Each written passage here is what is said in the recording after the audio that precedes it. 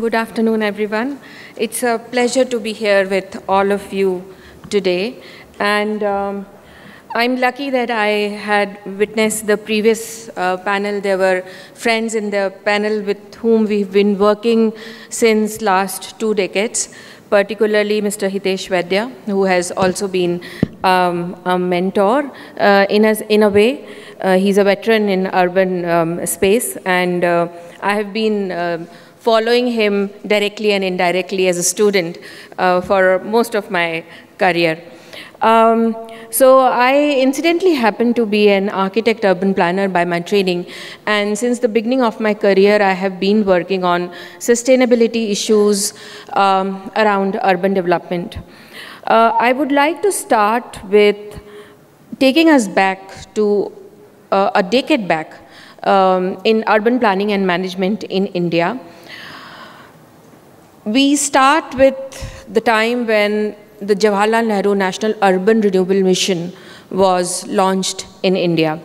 It was the first reform-linked infrastructure funding scheme of Government of India, which was looking at improving how we were managing our cities, looking at how we were planning our cities, and also looking at the regulations and laws and policies that would direct the future of urban planning in India.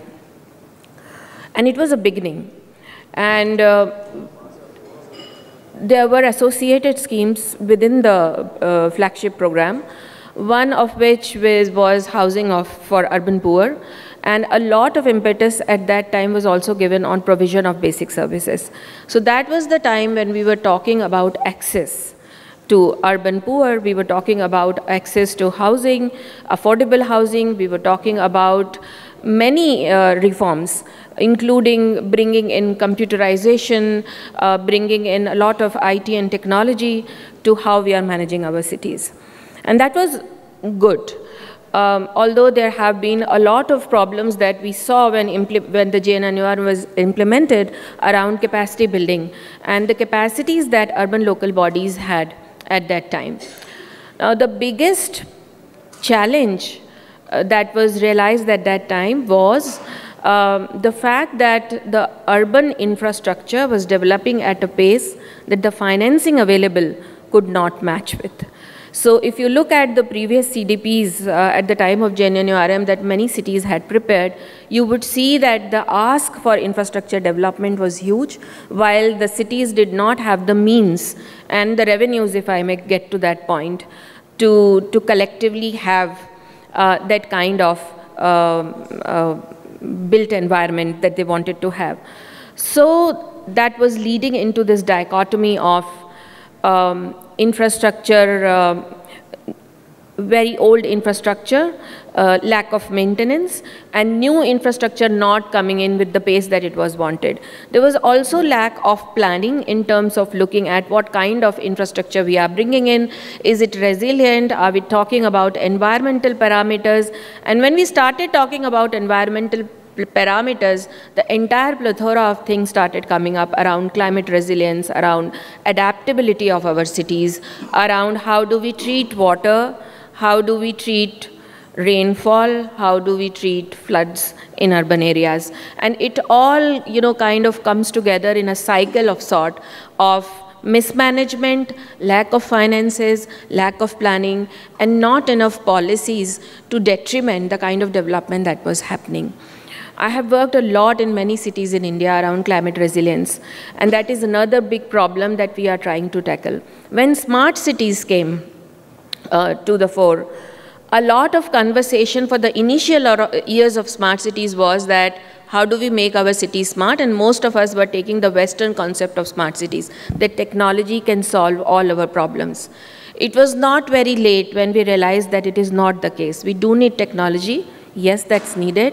But we first need to understand why do we need that technology, what the technology can do for us.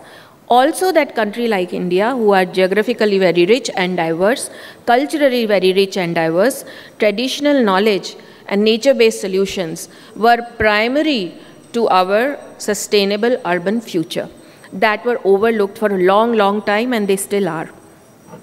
Now, smart city then gave way to a leadership in the ministry taking the charge to bringing it climate and its concern to the fore, and then NIUA, GIZ, and the Ministry of Housing and Urban Affairs together created a program which is now called the CQ program, which is Cities and Climate Program. There are several parameters. I was in one of the working groups. There are several parameters that are looking at waste, they are looking at water, they are looking at how cities can manage the impact of rainfall, that is increased rainfall in one day but scattered across the year, to reduce flash floods, to make our infrastructure resilient to some of these disasters and slow onset climate change that will happen over the years. But our basic problem is still there. Our cities are not well equipped for the type of infrastructure and for the type of growth that they are seeing. The infrastructure construction, if I may say, or management of the current infrastructure lot is not as well as it should be. We are looking at the problem with the lens of creating more infrastructure than looking at other areas. For example, when I talk about transport in the work that we do in Climate Group, we do work on electric vehicles, but we always see that we don't lose sight of the fact that EVs is a small subset of the total universe on transport. And one of the important subset to the problems of transportation is mobility. So you don't have to move vehicles, you have to move people, and you have to see what are the best ways to move people. So you need not create flyovers, you need not create bridges and roads, because that has been the understanding that if you create more roads, you will perhaps be getting rid of the traffic, or you will move people to a greater distances, but that is not actually the case. The other question is around affordability of these services. So if you are talking about water, and this is the dichotomy in the country like India, that we are talking about water, there is a huge population, they are living with scarcity of water. And there is a huge population that receives a lot of water, but they are not using it properly. So the repurposing question over here, the recycling question over here, there are laws and policies around water, rainwater harvesting.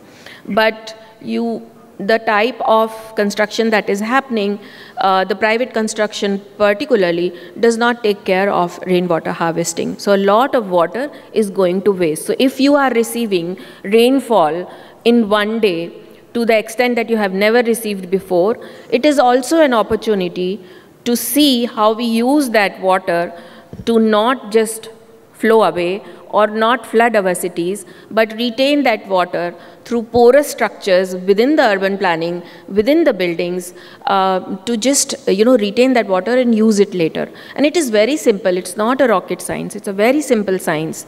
And there are technologies. It is also very cheap, not very expensive, to install a rainwater harvesting system within a building.